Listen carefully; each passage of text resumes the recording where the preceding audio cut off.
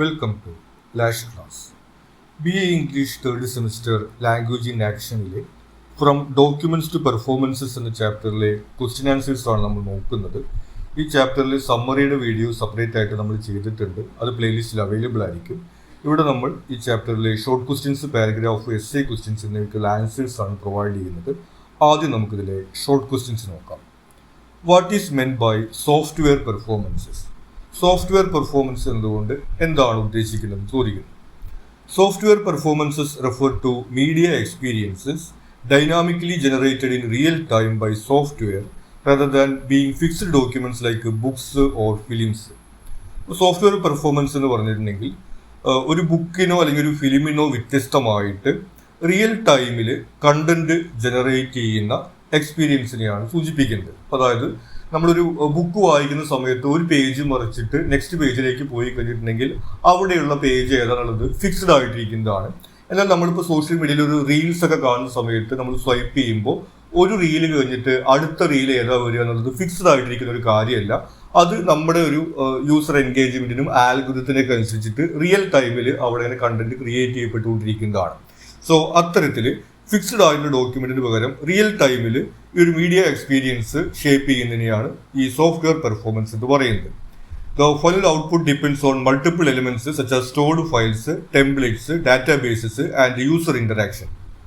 അപ്പോൾ ഈ ഒരു ഫൈനൽ ഔട്ട്പുട്ട് പല ഘടകങ്ങൾ കൊണ്ട് സ്വാധീനിക്കപ്പെടുന്നതാണ്. അതിനകത്ത് സ്വാഭാവികമായിട്ടും അതിലുള്ള ഫയൽസ് സ്റ്റോർ ആയിരിക്കുന്നത്, ടെംപ്ലേറ്റ്സ്, ഡാറ്റാബേസ്, യൂസർ ഇന്ററാക്ഷൻ, അതായത് നമ്മൾ ഏതൊക്കെ കണ്ടന്റ് നമ്മൾ ലൈക്ക് ചെയ്യുന്നുണ്ട്, നമ്മൾ ഏതിൽ ടൈം സ്പെൻഡ് ചെയ്യുന്നുണ്ട് തുടങ്ങിയിട്ടുള്ള പല കാര്യങ്ങൾ ആൽഗോരിതത്തിൽ ഉപയോഗിച്ചുകൊണ്ടാണ് ഈ റിയൽ ടൈമിൽ നമുക്ക് കണ്ടന്റ് സജസ്റ്റ് ചെയ്യുന്നത്. അത് നമ്മളൊരു നോർമൽ ഒരു ബുക്ക് വായിക്കുന്ന സമയത്ത് ഒരു പേജ് കഴിഞ്ഞാൽ നെക്സ്റ്റ് പേജ് ഫിക്സ് ആയിരിക്കുന്ന പോലെയല്ല.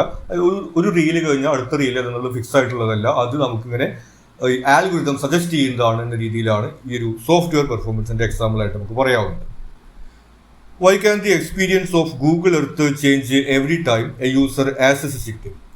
ഇനി ഗൂഗിൾ എർത്ത് സോഫ്റ്റ്വെയർ ഒരാൾ ഉപയോഗിക്കുന്ന സമയത്ത് ഓരോ തവണയുള്ള എക്സ്പീരിയൻസും ചേഞ്ച് ചെയ്യുന്നുണ്ട്, ഡിഫറെൻ്റ് ആണെന്ന് പറയുന്നത് എന്തുകൊണ്ടാണ്? Google Earth is constantly updated with new satellite images, 3D buildings and street views. അപ്പോൾ ഗൂഗിൾ എർത്ത് അതുപോലെ ഗൂഗിൾ മാപ്പ് തുടങ്ങിയിട്ടുള്ള സോഫ്റ്റ്വെയർസ് എല്ലാം തന്നെ നിരന്തരം അപ്ഡേറ്റ് ചെയ്യപ്പെടുന്നതാണ്. പുതിയ ഇമേജസ്, ഡാറ്റ എല്ലാം അതിനകത്ത് ആഡ് ചെയ്തുകൊണ്ടിരിക്കുന്നുണ്ട്. Users can also add layers of geospatial data. അതുകൂടാതെ യൂസേഴ്സിന് തന്നെ അവരുടെ പ്രദേശത്തുള്ള റോഡുകളെ കുറിച്ചോ ബിൽഡിങ്ങുകളെ കുറിച്ചുള്ള വിവരങ്ങളൊക്കെ അതിനകത്ത് ആഡ് ചെയ്യാൻ വേണ്ടി സാധിക്കും. Therefore the experience of Google earth can change each time. അതുകൊണ്ട് നമ്മൾ ഓരോ തവണ ഈ ഗൂഗിൾ എർത്ത് അല്ലെങ്കിൽ ഗൂഗിൾ മാപ്പ് തുടങ്ങിയിട്ടുള്ള ആപ്ലിക്കേഷൻസ് യൂസ് ചെയ്യുന്ന സമയത്ത് കഴിഞ്ഞ തവണ ഉപയോഗിച്ചതിനേക്കാളും കൂടുതൽ ഡാറ്റ അതിനകത്ത് കൂട്ടിച്ചേർത്തിട്ടുണ്ടായിരിക്കും. അതുകൊണ്ടാണ് ഓരോ തവണത്തെ എക്സ്പീരിയൻസ് ഡിഫറെൻ്റ് ആണെന്ന് പറയുന്നത്. What does Stuart Hall's encoding decoding model emphasize about audience interpretation? Stuart ഹാളിന്റെ എൻകോഡിംഗ് ഡീകോഡിംഗ് എന്ന മീഡിയ തിയറി ഓഡിയൻസിന്റെ ഇന്റർപ്രിട്ടേഷനെ കുറിച്ച് എന്താണ് പറയുന്നതെന്ന് ചോദിക്കുന്നു. Stuart Hall argues that audiences are not passive receivers but active interpreters. Stuart Hall പറയുന്നത് ഓഡിയൻസ് മീഡിയ വെറുതെ റിസീവ് ചെയ്യുക മാത്രമല്ല അവരത് ഇന്റർപ്രറ്റ് ചെയ്യുക കൂടി ചെയ്യുന്നുണ്ടെന്നാണ് പറയുന്നത്. അതായത് മീഡിയ എന്ന് പറയുന്നത് ഒരു ബുക്കായിരിക്കാം, ഒരു സിനിമയായിരിക്കാം. അതിനകത്ത് ആ ബുക്കോ അല്ലെങ്കിൽ സിനിമയോ പ്രൊഡ്യൂസ് ചെയ്തിട്ടുള്ള അതിന്റെ ക്രിയേറ്റേഴ്സ് ഉദ്ദേശിച്ചിട്ടുള്ള കാര്യങ്ങൾ മാത്രമല്ല ഓഡിയൻസ് ഉൾക്കൊള്ളുന്നത്. ഓഡിയൻസിന് അവരുടേതായിട്ടുള്ള ഒരു ഇന്റർപ്രിട്ടേഷൻസ് കൂടി അവിടെ നടക്കുന്നുണ്ട് എന്നാണ് ഉദ്ദേശിക്കുന്നത്. They construct their own meanings from media messages even if those meanings differ from what the sender intended. അതായത് നമ്മൾ കവി ഉദ്ദേശിക്കുക എന്ന് പറഞ്ഞൊരു പ്രയോഗം ഉണ്ടല്ലോ. അതായത് ഒരു ബുക്ക് എഴുതിയ ആളോ അല്ലെങ്കിൽ സിനിമ ഉണ്ടാക്കിയ ആളോ എന്താണ് ഉദ്ദേശിക്കുന്നത് എന്നത് തന്നെ അതിന്റെ ഓഡിയൻസ് ആ മീനിങ് തന്നെ ഉൾക്കൊള്ളണമെന്നില്ല. ഓഡിയൻസിന് അത് അവരുടേതായിട്ടുള്ള ഇന്റർപ്രിട്ടേഷനിൽ അവരുടേതായിട്ടുള്ള മീനിങ്സ് ക്രിയേറ്റ് ചെയ്യുന്ന സിറ്റുവേഷൻ ഉണ്ട് എന്നാണ് ഇവിടെ ഉദ്ദേശിക്കുന്നത്.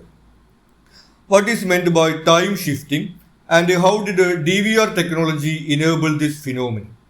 ഇനി ടൈം ഷിഫ്റ്റിംഗ് എന്നതുകൊണ്ട് എന്താണ് അർത്ഥമാക്കുന്നത്? DVR ടെക്നോളജി എങ്ങനെയാണ് ഇത്തരമൊരു സാധ്യത ഉണ്ടാക്കിയത്? Time shifting refers to the practice of recording broadcast to watch at a later time. അപ്പോൾ ടൈം ഷിഫ്റ്റിംഗ് എന്ന് പറയുന്നത് നമ്മൾ ടെലിവിഷനിലും മറ്റുമൊക്കെ വരുന്ന പ്രോഗ്രാമുകൾ റെക്കോർഡ് ചെയ്ത് വെക്കാനുള്ള ഒരു ടെക്നോളജിയാണ് ഉദ്ദേശിക്കുന്നത്. അപ്പോൾ പണ്ട് കാലത്ത് നമുക്ക് ഈ ടെലിവിഷൻ കാണുന്ന സമയത്ത് ഒരു ചാനലിനകത്തുള്ള ബ്രോഡ്കാസ്റ്റ് ലൈവ് ആയിട്ടുള്ളത് പോലെയാണ് നമുക്ക് അത് ആ സമയത്ത് മാത്രമേ കാണാൻ വേണ്ടി സാധിക്കുള്ളൂ.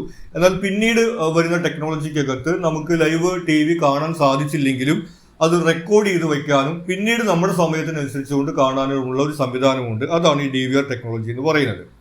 DVR technology made this possible by allowing viewers to pause, record and replay live television.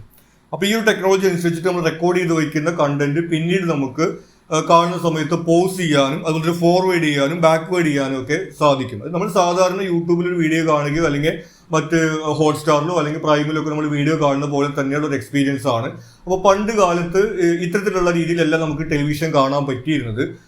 അതിങ്ങനെ ഫോർവേഡ് ചെയ്യാനോ അല്ലെങ്കിൽ പോസ് ചെയ്യാനുള്ള ഓപ്ഷൻസ് ഒന്നും ഈ ടെലിവിഷൻ ചാനൽസിനകത്ത് ഉണ്ടായിരുന്നില്ല.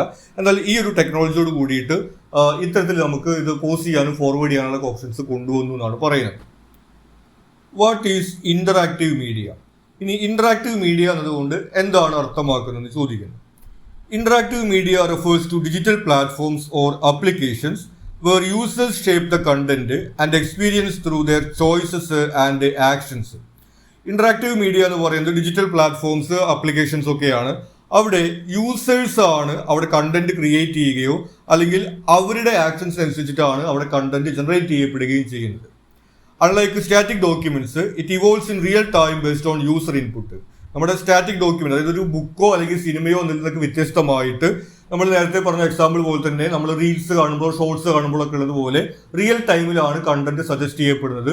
അതുകൂടാതെ തന്നെ യൂസേഴ്സ് ആണ് അവിടെ കണ്ടന്റ് പ്രൊഡ്യൂസ് ചെയ്യുന്നത്. അത്തരത്തിലുള്ള ഒരു മീഡിയയാണ് നമ്മൾ ഇന്ററാക്റ്റീവ് മീഡിയ എന്ന് പറയുന്നത്. What is A KLM file in the context of Google earth? ഇനി KLM ഫയൽ എന്ന് പറയുന്നത് എന്താണ് ഗൂഗിൾ എർത്തുമായിട്ട് ബന്ധപ്പെട്ടിട്ട്? A KLM file contains geospatial data such as locations and images. KLM file എന്ന് പറയുന്നത് നമ്മൾ JPG, PDF എന്നൊക്കെ പറയുന്ന പോലത്തെ ഒരു ഫയൽ നെയിം ആണ്. അതിനകത്ത് ഈ ലൊക്കേഷൻ ഡാറ്റയും ഇമേജസുമാണ് കണ്ടെയ്ൻ ചെയ്യുന്നത്. It allows users to add custom information and enrich the map experience. നമ്മുടെ ഗൂഗിൾ എർത്ത്, ഗൂഗിൾ മാപ്പ് തുടങ്ങിയിട്ടുള്ള ആപ്ലിക്കേഷൻസിനകത്ത് യൂസേഴ്സിന് കോൺട്രിബ്യൂഷൻസ് കൊടുക്കുന്നതിന് വേണ്ടിയിട്ടുള്ള ഒരു ഫയൽ നെയിമായിട്ടാണ് നമ്മൾ ഈ ഒരു KLM ഫയലിനെ കാണുന്നത്. What is remix culture? ഇനി റിമിക്സ് കൾച്ചർ എന്താണെന്ന് ചോദിക്കുന്നത്. Remix culture is the practice of creatively reworking or combining existing media such as songs, films or art works to produce new artistic creations.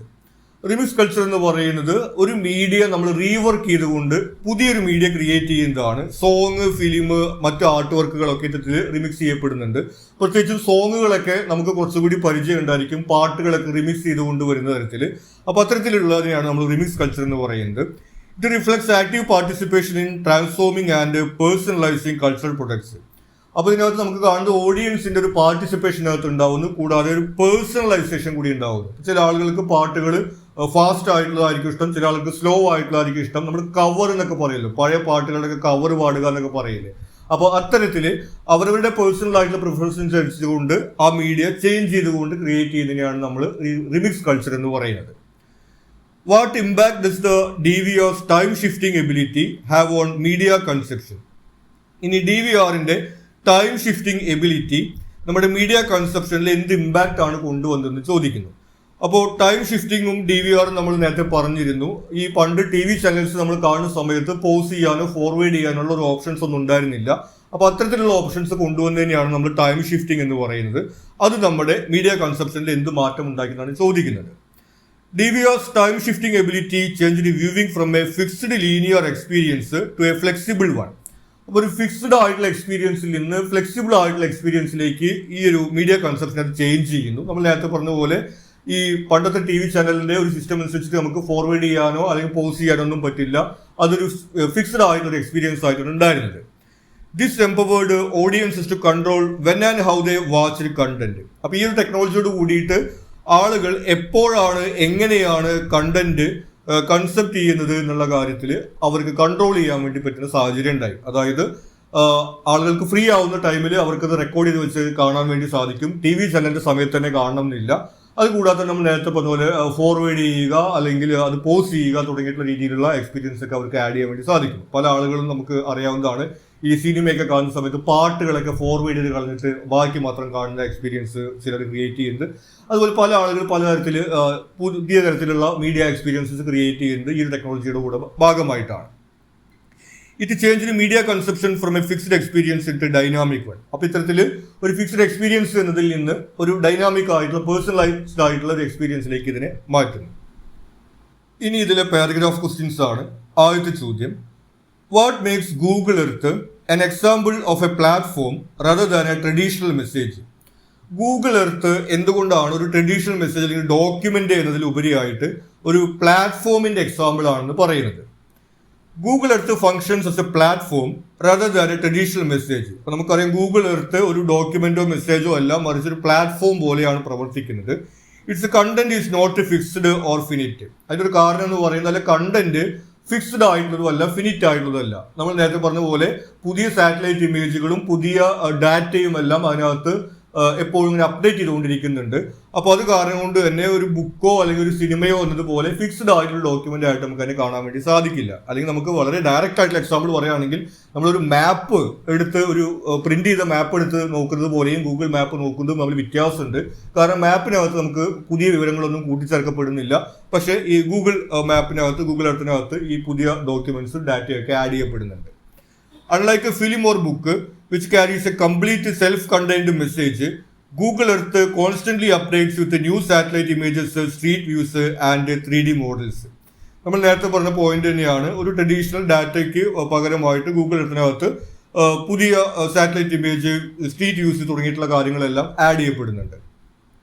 It also allows users to add their own layers through KLM files. ഇത് കൂടാതെ യൂസേഴ്സിന് അവരുടെ content അതിനകത്ത് add ചെയ്യാനുള്ള ഒരു option കൂടിയുണ്ട്. അതായത് നമ്മുടെ പ്രദേശത്തുള്ള റോഡ്, ബിൽഡിംഗ് തുടങ്ങിയിട്ടുള്ള കാര്യങ്ങളുടെയൊക്കെ ഡീറ്റെയിൽസ്, ഡാറ്റയൊക്കെ അതിനകത്ത് നമുക്ക് അപ്ലോഡ് ചെയ്യാനുള്ള ഓപ്ഷൻസും ഉണ്ട്. This means that what the user experiences at any given time is not a single closed communication but a dynamic evolving environment. അപ്പോൾ അത് കാരണം കൊണ്ട് തന്നെ നമ്മൾ ഓരോ തവണ ഗൂഗിൾ എർത്ത്, ഗൂഗിൾ മാപ്പൊക്കെ എടുത്ത് ഉപയോഗിക്കുന്ന സമയത്തും കഴിഞ്ഞ തവണ ഉണ്ടായതിൽ നിന്ന് വ്യത്യസ്തമായിട്ടുള്ള കാര്യമായിരിക്കാം. ഇപ്പോൾ ഒരു ഉദാഹരണം പറയുകയാണെങ്കിൽ, നമ്മൾ കഴിഞ്ഞ തവണ അത് ഗൂഗിൾ മാപ്പ് നോക്കുന്ന സമയത്ത് ഒരു റോഡിന്റെ പേരോ അല്ലെങ്കിൽ ഒരു ബിൽഡിങ്ങിന്റെ പേരോ ഒന്നും അവിടെ ഉണ്ടായിരുന്നില്ലെങ്കിൽ പിന്നീട് നമ്മൾ എടുത്ത് നോക്കുന്ന സമയത്ത് അത് ചിലപ്പോൾ അതിനകത്ത് ആഡ് ചെയ്തിട്ടുണ്ടായിരിക്കാം. അപ്പോൾ ഇത്തരത്തിലെ പുതിയ ഇൻഫോർമേഷൻസ് അതിനകത്ത് ഇങ്ങനെ ആഡ് ചെയ്യപ്പെട്ടുകൊണ്ടിരിക്കുന്നുണ്ട്. More importantly, users can actively contribute its content. പിന്നെ ഏറ്റവും പ്രധാനപ്പെട്ട കാര്യം എന്ന് പറയുന്നത് യൂസേഴ്സിന് അതിൽ കണ്ടന്റ് ആഡ് ചെയ്യാൻ വേണ്ടി പറ്റുന്നുള്ളതാണ്. This transforms it into a collaborative and interactive space for exploration and mapping. അപ്പോൾ അത് കാരണം കൊണ്ട് തന്നെ ഒരു ട്രഡീഷണൽ ഡാറ്റ മെസ്സേജ് എന്നതിന് പകരമായിട്ട് ഇതൊരു പ്ലാറ്റ്ഫോം എന്ന രീതിയിലേക്ക് വരുന്നു. കാരണം യൂസേഴ്സിന് അവിടെ ഈ കണ്ടന്റ് അതിനകത്ത് ആഡ് ചെയ്യാൻ വേണ്ടി പറ്റുന്നുണ്ട്. Thus, Google Earth becomes a platform enabling continuous participation rather than a finished message to be passively received. അപ്പോൾ അതുകൊണ്ട് ഈ ഓഡിയൻസിന്റെ, യൂസേഴ്സിന്റെ ഒരു കോൺട്രിബ്യൂഷനും അതുപോലെ തന്നെ ഇതിൽ ചേഞ്ചസ് ഇങ്ങനെ ആഡ് ചെയ്ത് കൊണ്ടുവരുന്നതുമായിട്ടുള്ള കാര്യങ്ങൾ കൊണ്ട് ഇതിന് നമുക്കൊരു ട്രഡീഷണൽ മെസ്സേജിന് പകരം ഒരു പ്ലാറ്റ്ഫോം ആണെന്ന രീതിയിൽ പറയാം. How has the introduction of DVR and interactive media changed audience engagement with content? ഇനി DVR ടെക്നോളജിയും അതുപോലെ തന്നെ ഇന്ററാക്റ്റീവ് മീഡിയയും എല്ലാം ഓഡിയൻസിന്റെ മീഡിയ എൻഗേജ്മെന്റിൽ എന്ത് ചേഞ്ച് ആണ് കൊണ്ടുവന്നിട്ടുള്ളത്? The introduction of DVR and interactive media has fundamentally shifted audience engagement from passive reception to active control. അപ്പോൾ പ്രധാനമായിട്ടുള്ള ചേഞ്ച് നമുക്കറിയാം. പണ്ട് പാസീവ് ആയിട്ടുള്ള റിസപ്ഷൻ ആണ്. അതായത് പണ്ടൊരു TV ചാനലിൽ നമ്മൾ ഒരു സിനിമ കാണുകയോ അല്ലെങ്കിൽ നമ്മളൊരു ബുക്ക് എടുത്ത് വായിക്കുകയോ ഒക്കെ ചെയ്യുന്ന സമയത്ത് അത് ഫിക്സ്ഡ് ആയിട്ടുള്ള ഒരു കണ്ടന്റ് ആണ്, ഡാറ്റയാണ് നമ്മൾ അവിടെ കൺസ്യൂം ചെയ്യുന്നത്.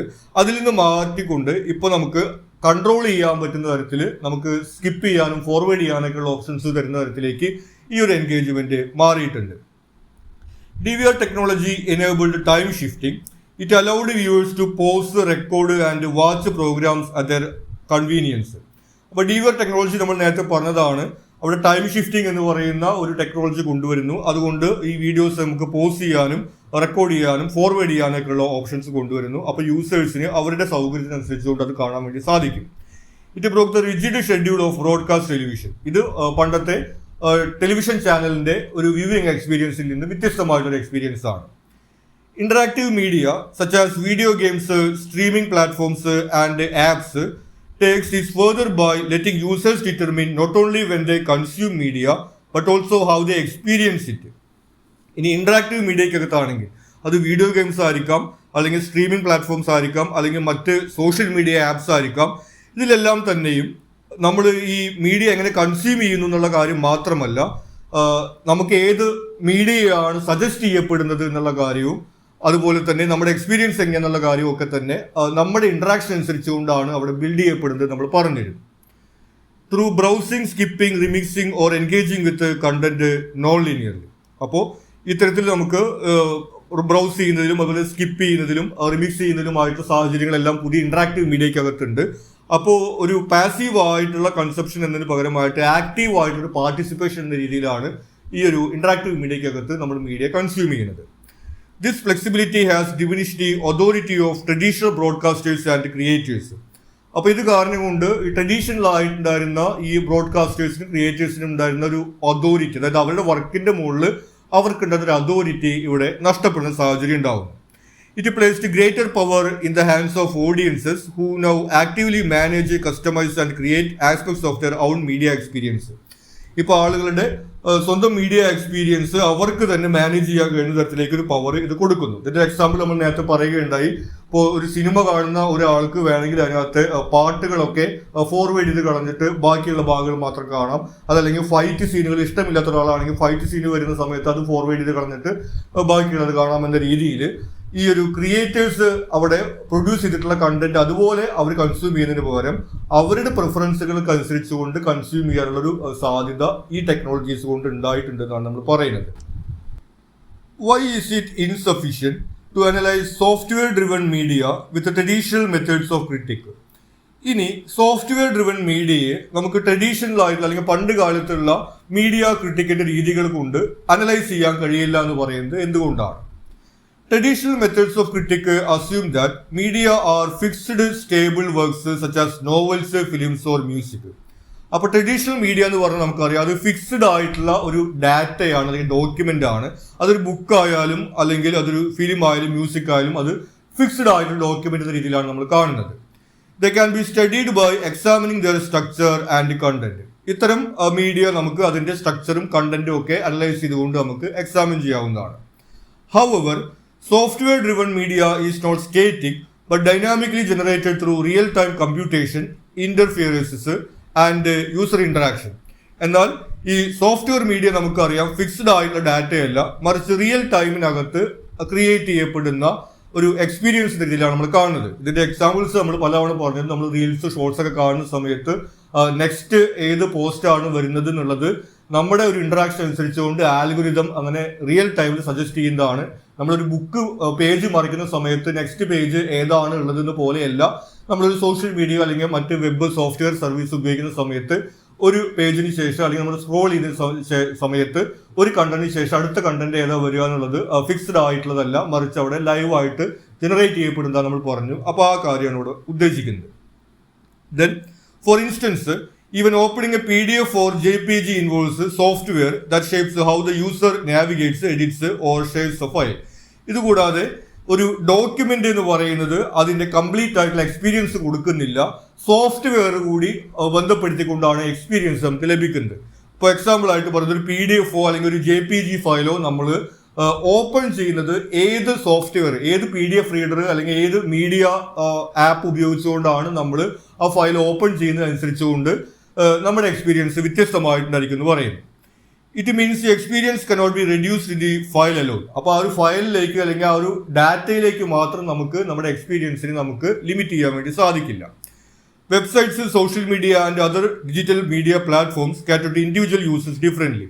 ഇതുകൂടാതെ നമ്മൾ പറഞ്ഞു ഒരു ബുക്കോ അല്ലെങ്കിൽ ഒരു സിനിമയോ എല്ലാ ആളുകൾക്കും സെയിം ആയിട്ടാണ് ഉള്ളത് എന്നുള്ള പോലെയല്ല, സോഷ്യൽ മീഡിയയിലോ മറ്റ് വെബ് പ്ലാറ്റ്ഫോമുകളിലൊക്കെ ഓരോരുത്തർക്കും ഡിഫറൻ്റ് ആയിട്ടുള്ള കണ്ടന്റ് ആണ് അവിടെ കാറ്റർ ചെയ്യപ്പെടുന്നത് എന്നുള്ളത് നമ്മൾ പറയുകയുണ്ടായി.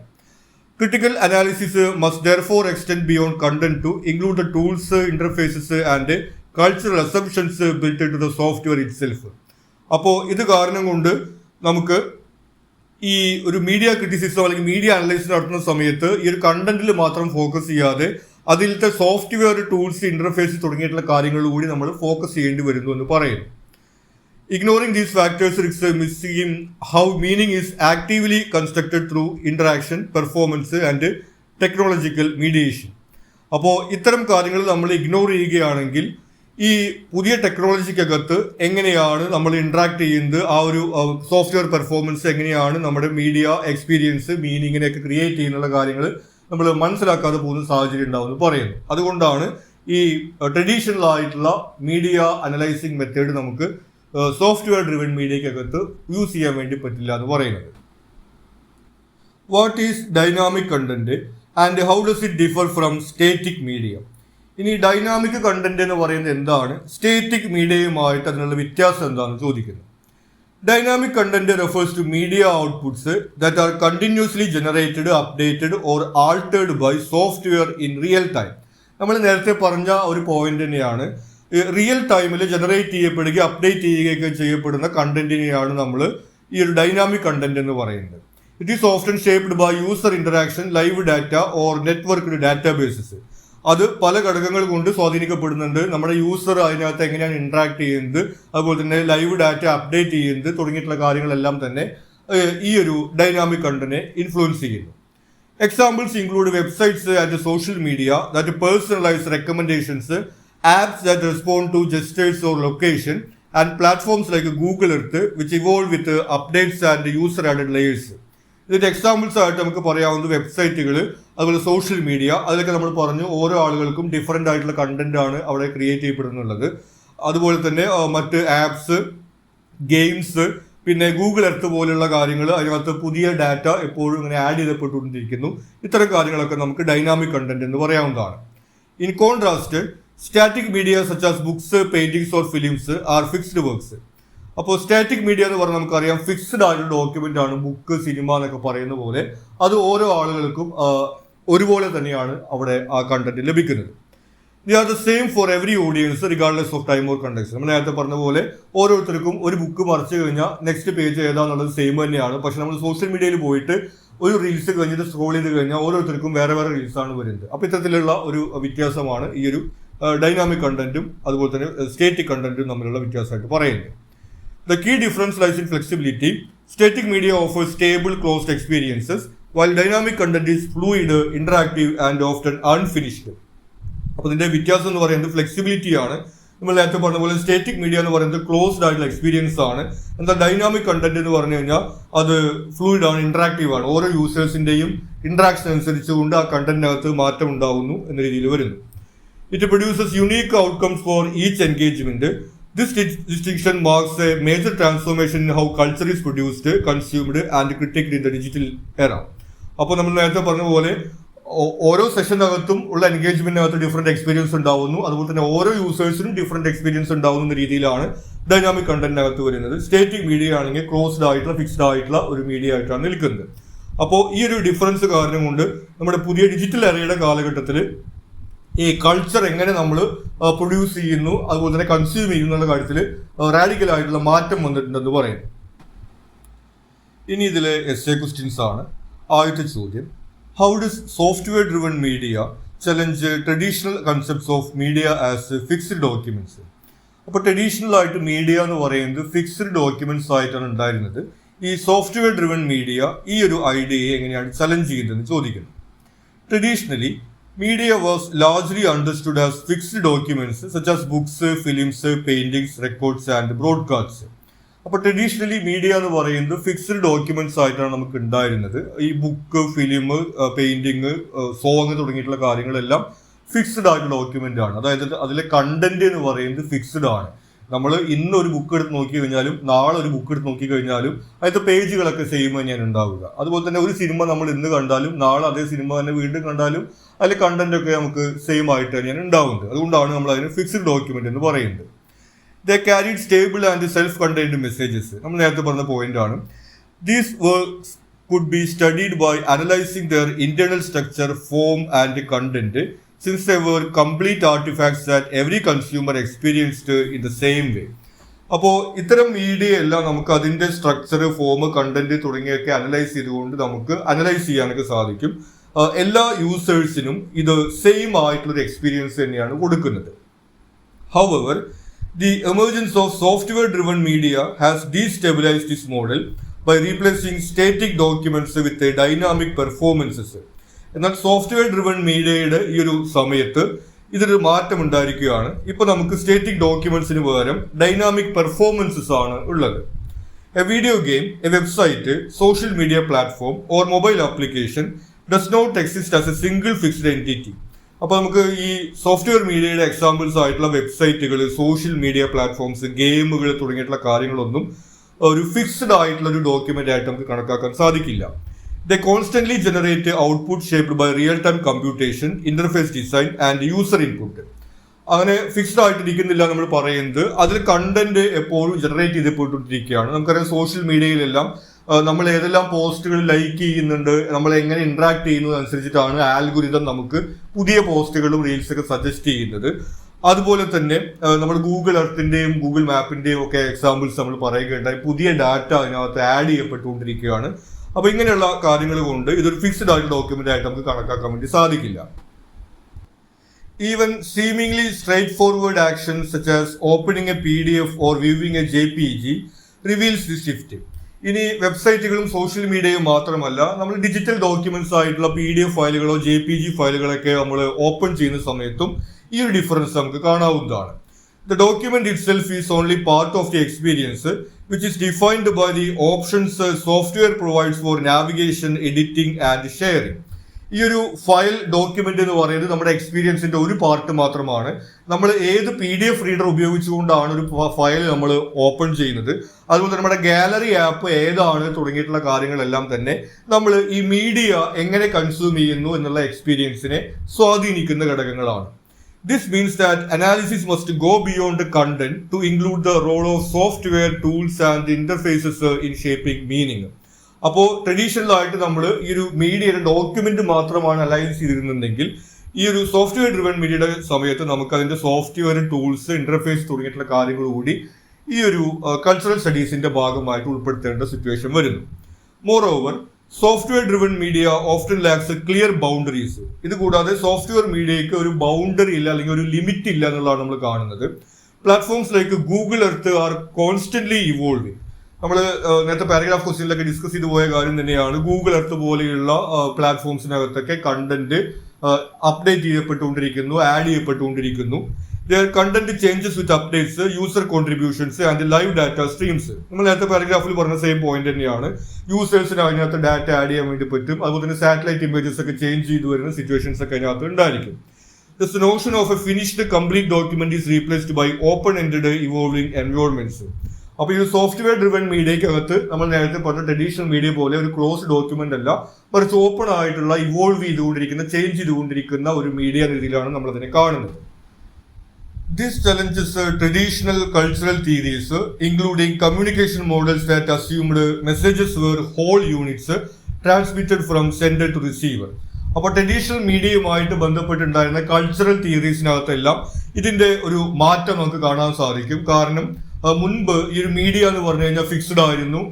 ഒരു സെൻഡർ ഒരു റിസീവർക്ക് കൊടുക്കുന്നു, അതായത് ബുക്ക് എഴുതുന്ന ആൾ റീഡർക്ക് കൊടുക്കുന്നു, അല്ലെങ്കിൽ ഒരു ഫിലിം മേക്കർ ഓഡിയൻസിന് കൊടുക്കുന്നു എന്ന തരത്തിൽ ഒരു സെൻഡറും ഒരു റിസീവറുമാണ് ട്രഡീഷണൽ മീഡിയക്കകത്ത് ഉണ്ടായിരുന്നുണ്ടെങ്കിൽ അത്തരം തിയറീസ് ഒന്നും ഇവിടെ നമുക്ക് ഉപയോഗിക്കാൻ പറ്റാത്ത സിറ്റുവേഷൻ ഉണ്ടാവുന്നു. In interactive media, users may never encounter the full message and different users may receive different media experiences. ഇനി ഇന്ററാക്റ്റീവ് മീഡിയ നമ്മൾ പറഞ്ഞു, ഒന്ന് യൂസേഴ്സിന് ഫുൾ എക്സ്പീരിയൻസ് ലഭിക്കണമെന്നില്ല. നമ്മൾ നേരത്തെ പറഞ്ഞ ആളുകൾ ഈ സോങ്ങുകളോ അല്ലെങ്കിൽ ഫൈറ്റ് സീനുകളോ ഒക്കെ ഫോർവേഡ് ചെയ്തുകൊണ്ട് സിനിമ കാണുന്ന ആളുകളുണ്ടെങ്കിൽ അത്തരത്തിലുള്ള എക്സ്പീരിയൻസ്. അതുപോലെ തന്നെ ഓരോ യൂസേഴ്സിനും സോഷ്യൽ മീഡിയ പോലുള്ള പ്ലാറ്റ്ഫോമുകൾക്കകത്ത് ഡിഫറെന്റ് ആയിട്ടുള്ള കണ്ടന്റ് വരുന്നത് തുടങ്ങിയിട്ടുള്ള കാര്യങ്ങളൊക്കെ. അപ്പോൾ ഈ യൂസേഴ്സിനകത്ത് ഇതുപോലെ ഡിഫറെന്റ് ആയിട്ടുള്ള കണ്ടന്റും ഡിഫറെന്റ് ആയിട്ടുള്ള എക്സ്പീരിയൻസ് ഒക്കെയാണ് ലഭിക്കുന്നത് നമ്മൾ പറഞ്ഞു. Therefore, software driven media forces us to rethink criticism itself. അപ്പോൾ നമ്മുടെ മീഡിയ സ്റ്റഡീസിനകത്തും ഇത്തരത്തിലുള്ള അല്ലെങ്കിൽ മീഡിയ ക്രിറ്റിസിസത്തിനകത്തും ഇത്തരത്തിലുള്ള ഒരു ചേഞ്ച് കൊണ്ടുവരേണ്ടതുണ്ടെന്ന് പറയുന്നു. The focus shifts from static artifacts to dynamic process of mediation, performance and interaction that define the digital age.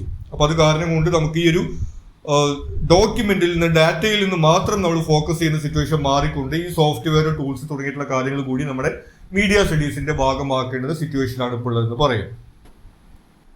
ഇനി ഇതിലെ last question, What is the significance of user interaction and customization in shaping experiences with a software like Google Earth? ഇനി Google earth പോലുള്ള പ്ലാറ്റ്ഫോമുകൾക്കകത്ത് ഈ user ഇന്ററാക്ഷനും കസ്റ്റമൈസേഷനും എങ്ങനെയാണ് നമ്മുടെ media എക്സ്പീരിയൻസിനെ shape ചെയ്തതെന്ന് ചോദിക്കുന്നു. Software like Google Earth exemplifies how user interaction and customisation are central to contemporary media experiences. അപ്പോൾ നമ്മുടെ കണ്ടംപററി മീഡിയ എക്സ്പീരിയൻസിനകത്ത് യൂസർ ഇന്ററാക്ഷനും കസ്റ്റമൈസേഷനും ഇമ്പോർട്ടൻ്റ് ആയിട്ടൊരു ഫാക്ടറാണ്. അതിൻ്റെ ഒരു എക്സാമ്പിൾ ആയിട്ട് നമുക്ക് ഗൂഗിൾ എർത്തിനെ കാണാം. Unlike traditional media where audiences consume a fixed and finished work, Google Earth presents an evolving dynamic environment that changes with each use. അപ്പോൾ ട്രഡീഷണൽ മീഡിയ നമ്മൾ നേരത്തെ പറഞ്ഞു ഫിക്സ്ഡ് ആയിട്ട് ഡോക്യുമെന്റ് ആണ്. എന്നാൽ ഈ ഡൈനാമിക് എൻവയോൺമെന്റ് ആയിട്ടുള്ള ഒരു എക്സ്പീരിയൻസ് ആണ് നമുക്ക് ഗൂഗിൾ എർത്ത് പോലുള്ള പ്ലാറ്റ്ഫോംസിൽ നമുക്ക് ലഭിക്കുന്നത്.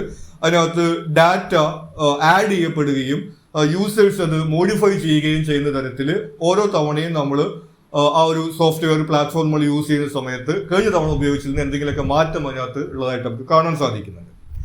The software constantly updates satellite imagery, adds the new street views and 3D buildings, and integrates additional layers of information. നമ്മൾ നേരത്തെ പറഞ്ഞ പോലെ തന്നെ ഇത് ഫിക്സ്ഡ് ആയിട്ടുള്ള ഡോക്യുമെന്റ് അല്ല, പുതിയ സാറ്റലൈറ്റ് ഇമേജുകൾ, പുതിയ റോഡുകൾ, ബിൽഡിങ്ങുകൾ തുടങ്ങിയിട്ടുള്ള ഡാറ്റയൊക്കെ അതിനകത്ത് ഇങ്ങനെ കൂടുതലായിട്ട് ആഡ് ചെയ്തുകൊണ്ടിരിക്കുന്നുണ്ട്.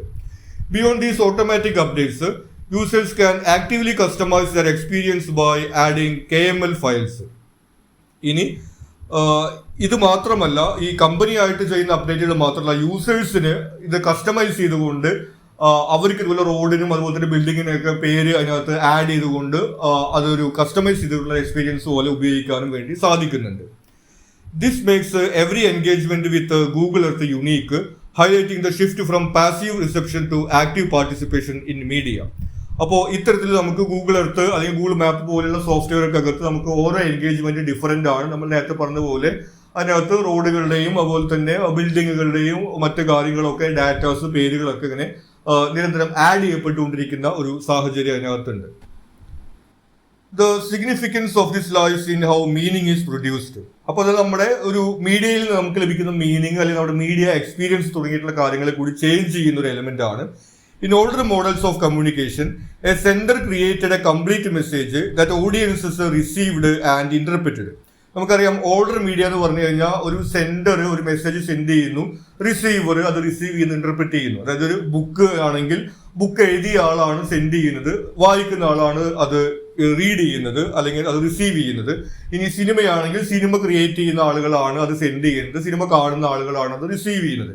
അപ്പൊ ഇത്തരത്തിലൊരു സെൻഡർ റിസീവർ എന്ന രീതിയിലാണ് മീഡിയ ഉണ്ടായിരുന്നത്. ഇപ്പൊ നമുക്കറിയാം അങ്ങനെയല്ല, ഈ യൂസേഴ്സ് തന്നെ അതിനകത്ത് ഇൻവോൾവ് ആയിരിക്കുന്ന തരത്തിലാണ് ഈ പുതിയ മീഡിയ വരുന്നത്. ഒരു software like Google Earth, the user defines what information is accessed in what order and for what purpose. ഇനി അത് മാത്രമല്ല, നമുക്ക് ഏതെല്ലാം ഡാറ്റയാണ് നമുക്ക് ആവശ്യമുള്ളത്, ഏതെല്ലാം ഇൻഫർമേഷൻ ആണ് നമ്മൾ ആക്സസ് ചെയ്യുന്നത്, ഏത് ഓർഡറിലാണ് തുടങ്ങിയിട്ടുള്ള കാര്യങ്ങളും യൂസേഴ്സിന് അവിടെ കൺട്രോൾ ചെയ്യാൻ വേണ്ടി പറ്റുന്ന സാഹചര്യമുണ്ട്. നമ്മൾ നേരത്തെ പറഞ്ഞ പോലെ ടൈം ഷിഫ്റ്റിംഗ് ടെക്നോളജി പോലെ പോസ് ചെയ്യുക, ഫോർവേഡ് ചെയ്യുക എന്നൊക്കെ പറയുന്നത് പോലെ യൂസേഴ്സിന് അവരുടെ ഇഷ്ടത്തിനനുസരിച്ച് കണ്ടന്റ് യൂസ് ചെയ്യാനുള്ള ഒരു ഫ്രീഡം ഇപ്പോൾ ലഭിക്കുന്നുണ്ട്. The message is not a stable unit but an experience constructed collaboratively between software and user. അപ്പോൾ ഇത്തരത്തിൽ നമുക്ക് ഒരു മീഡിയയിൽ നിന്ന് നമുക്ക് ലഭിക്കുന്ന മെസ്സേജ് എന്ന് പറയുന്നത് ഫിക്സ്ഡ് ആയിട്ടുള്ളതല്ല, മറിച്ച് ഓരോ യൂസേഴ്സും അവരുടെ യൂസേജിനനുസരിച്ചുകൊണ്ട് ഡിഫറെൻ്റ് ആയിട്ടുള്ള എക്സ്പീരിയൻസും ഡിഫറെൻ്റ് ആയിട്ടുള്ള മെസ്സേജുമാണ് അവർക്ക് അതിനകത്ത് റിസീവ് ചെയ്യുന്നത്. ഇപ്പോൾ ചെറിയൊരു എക്സാമ്പിൾ നമ്മൾ പറയുകയാണെങ്കിൽ, ഒരുപക്ഷെ നിങ്ങൾ സ്കൂളിലൊക്കെ ഡിബേറ്റിനൊക്കെ ചിലപ്പോൾ ടോപ്പിക് ആയിട്ട് എടുത്തിട്ടുണ്ടായിരിക്കും. സോഷ്യൽ മീഡിയ ആളുകൾക്ക് നല്ലതാണോ മോശമാണോ എന്ന രീതിയിലൊക്കെ നമ്മൾ ഡിബേറ്റ് ചെയ്യുന്ന സമയത്ത് നമ്മൾ പറയുന്ന ഒരു കാര്യമുണ്ട്. സോഷ്യൽ മീഡിയ എന്ന് പറയുന്നത് എല്ലാവർക്കും ഒരേ എക്സ്പീരിയൻസ് അല്ല കൊടുക്കുന്നത്, ഓരോരുത്തർക്കും ഡിഫറെൻ്റ് ആയിട്ടുള്ള രീതിയിലാണ്. അപ്പോൾ നമുക്കത് പൂർണ്ണമായിട്ടും നല്ലതാണെന്നോ മോശമാണെന്നോ പറയാൻ പറ്റാത്ത രീതിയിലുള്ളൊരു സിറ്റുവേഷൻ ഉണ്ട്. ഒരു ബുക്ക് വേണമെങ്കിൽ നമുക്കത് മോശം ബുക്കാണ് നല്ല ബുക്കാന്ന് പറയാം, അല്ലെങ്കിൽ സിനിമ വേണമെങ്കിൽ നമുക്ക് നല്ല സിനിമയാണ് മോശം സിനിമയാണെന്നൊക്കെ പറയാം. പക്ഷെ അതുപോലെ നമുക്ക് ഈ സോഫ്റ്റ്വെയർ മീഡിയക്കകത്ത് സാധിക്കില്ല എന്ന രീതിയിലാണ് പറഞ്ഞു വെക്കുന്നത്. Moreover, this interactively blurs the distinction between producers and consumers as media. ഇനി ഇതുകൂടാതെ മീഡിയയുടെ കൺസ്യൂമേഴ്സ് പ്രൊഡ്യൂസേഴ്സ് എന്നുള്ള ആ ഒരു വ്യത്യാസവും ഇവിടെ ഇല്ലാതാക്കുന്നു. പലപ്പോഴും യൂസ് ചെയ്യുന്ന ആളുകൾ തന്നെയാണ് കണ്ടന്റ് ക്രിയേറ്റ് ചെയ്യുന്ന സാഹചര്യമാണ് ഉള്ളത്. Google Earth is not just a platform for receiving information but also for creating and sharing customised geospatial projects. ഇനി ഗൂഗിൾ എർത്തിനകത്ത് യൂസേഴ്സിന് കണ്ടന്റ് അതിനകത്ത് അപ്ഡേറ്റ് ചെയ്യാൻ വേണ്ടി സാധിക്കും എന്ന് പറഞ്ഞ പോലെ നമുക്കറിയാം സോഷ്യൽ മീഡിയാസിലെല്ലാം തന്നെയും അത് ഉപയോഗിക്കുന്ന ആളുകൾ തന്നെയാണ് അതിനകത്ത് കണ്ടന്റ് പോസ്റ്റ് ചെയ്യുന്നത്, അല്ലാതെ കമ്പനിക്കാരല്ല അതിനകത്ത് പോസ്റ്റുകൾ ഇടുന്നത്, മറിച്ച് ഉപയോഗിക്കുന്ന ആളുകൾ തന്നെയാണ് പോസ്റ്റ് ക്രിയേറ്റ് ചെയ്യുന്നത്. അപ്പൊ അത്തരത്തിൽ നമ്മൾ നോക്കുകയാണെങ്കിൽ ഈ കണ്ടന്റ് പ്രൊഡ്യൂസ് ചെയ്യുന്നവരും അതുപോലെ തന്നെ കണ്ടന്റ് കൺസ്യൂം ചെയ്യുന്നതിനുള്ള ഡിഫറൻസ് എല്ലാം ഇല്ലാതാവുന്ന ഒരു സാഹചര്യം നമുക്കിവിടെ കാണാം. This mirrors a broader cultural shift towards participatory media, where users remix, annotate and extend existing content. അപ്പോൾ ഇവിടെ നമുക്ക് കാണാവുന്നത് നമ്മുടെ മീഡിയ കൺസെപ്ഷനകത്തൊരു ഷിഫ്റ്റ് ഉണ്ടാവുന്നു. പാർട്ടിസിപ്പേറ്ററി മീഡിയ എന്ന രീതിയിലേക്ക് നമ്മുടെ മീഡിയ മാറുന്നു. അതായത് ഈ യൂസേഴ്സ് ഒരു ബുക്ക് വായിക്കുന്ന ഒരാളെ പോലെയോ സിനിമ കാണുന്ന ഒരാളെ പോലെയോ പാസീവായിട്ട് അത് കൺസ്യൂം ചെയ്യുന്നതിന് പകരം ആക്റ്റീവായിട്ട് ഈ മീഡിയ കൺസെപ്ഷനകത്ത് അവർ ഇൻവോൾവ് ആവുന്ന തരത്തിലേക്ക് നമ്മുടെ മീഡിയ മാറുന്നു എന്ന് നമ്മൾ കാണുന്നു. The ability to shape content reinforces user agency, giving individuals control over how they engage with and contribute to digital culture.